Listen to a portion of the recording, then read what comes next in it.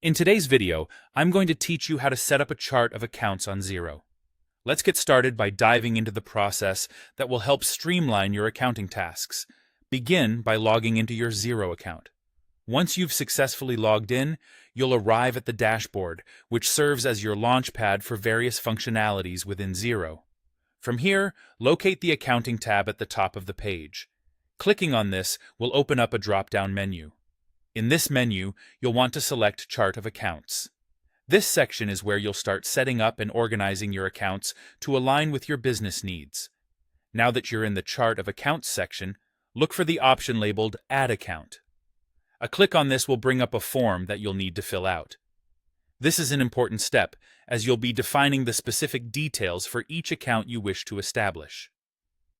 The first field you encounter is the account type. Here, you'll choose the type of account you want to create. Xero provides you with several options such as asset, liability, revenue, expense, and equity, among others. Picking the appropriate account type is pivotal because it dictates how transactions are reflected in your financial statements, thus ensuring accuracy in reporting. Once you have determined the account type, proceed to enter a code. This code serves as a unique identifier for the account, making it crucial that it aligns with your current system if you have one. If you're setting this up for the first time, you can establish a logical sequence that makes sense for your business's organizational structure.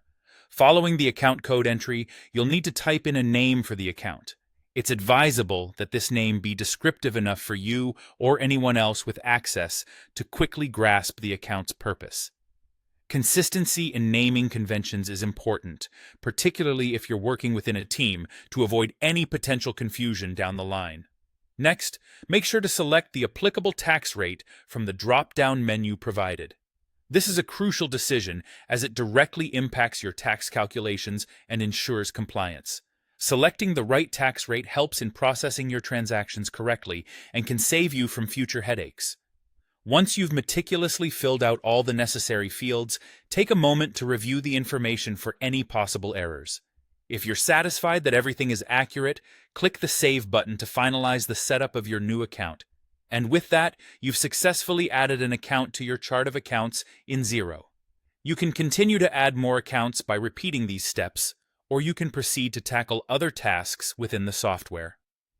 Establishing your chart of accounts accurately is crucial, as it lays a solid foundation for managing your business's accounting more efficiently. Thanks for watching, and we'll see you in the next tutorial.